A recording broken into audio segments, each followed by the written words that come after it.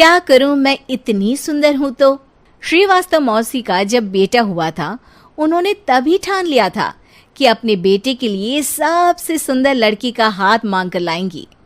श्रीवास्तव मौसी को भी बचपन से हीरोइन बन के रहने का बड़ा शौक था, तो बहू भी उनको हीरोइन जैसी ही चाहिए थी। एक दिन उन्होंने मिस गाजियाबाद डिम्पल से उसकी शादी करवा दी। यहाँ बस एक ही दिक्कत थी, डिम्पल को फेस मास्क बनाना तो आता था, पर आटा गूंथना नहीं आता था। बातें तो पक्की पक्की करती थी, पर रोटियां कच्ची पक्की बनाती थी। कमला बहन, मानना पड़ेगा, आप शहर की सबसे सुंदर लड़की को ब्याह कर ले आई है अपने बेटे के लिए। अब इसमें हमने तो कुछ नहीं किया भाई साहब, सब ऊपर वाले की कृपा है।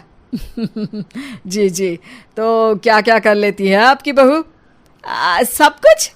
जाओ बेटा डिम्पल, शर्मा जी के लिए थोड़ा नाश्ता पानी बना लाओ। डिम्पल नजदीक जाकर श्रीवास्तव मौसी के कान में फुसफुसाती है। मम्मी जी, नाश्ता बनाना तो नहीं आता, सिर्फ पानी ले आओ। अरे बेटा, तुझे देखने कितने लोग आए हैं, इन सबको पानी पिलाने का ही इरादा है क्या?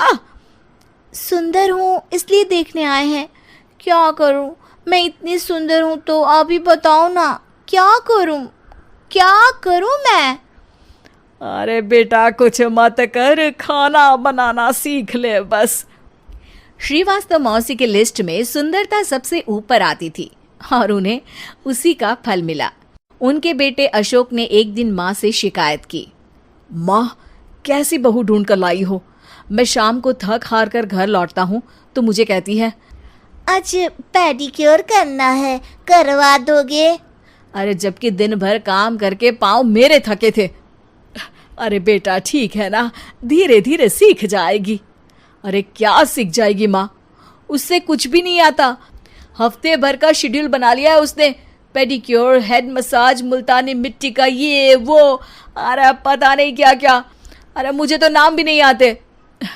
देख बेटा, खाना बनाना, सब्जी काटना, ये सब सीखा जा सकता है, पर सुंदरता नहीं सीखी जा सकती।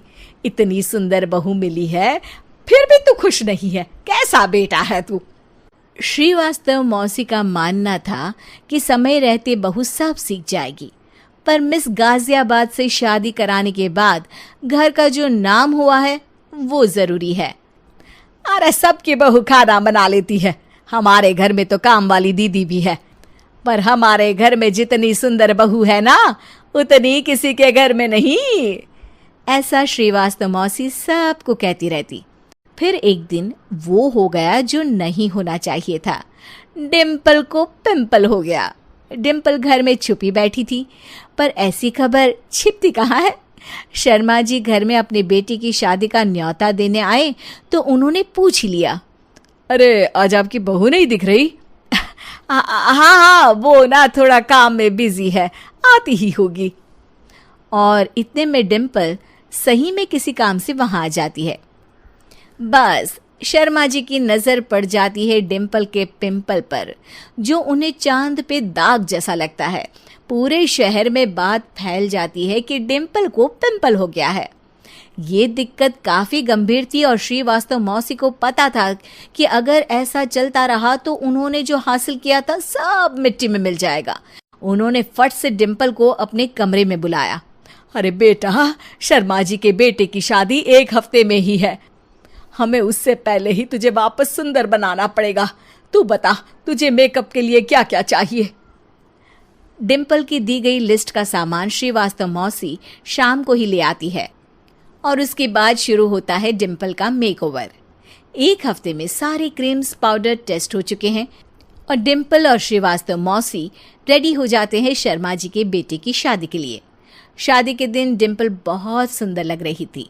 श्रीवास्तव मौसी को उम्मीद थी कि बस अब तो हर जगह वो और डिम्पल ही छाए रहेंगे, चाहे शादी किसी की भी हो। पर जब वो शादी में पहुंचते हैं तो उन्हें बाहर शर्मा जी लोगों का स्वागत करते मिलते हैं। अरे कमला जी, सही समय पर आई हैं, आप ही का इंतजार था। हमने भी हमारे बेटे के लिए मिस अहमदाबाद ढूंढी है।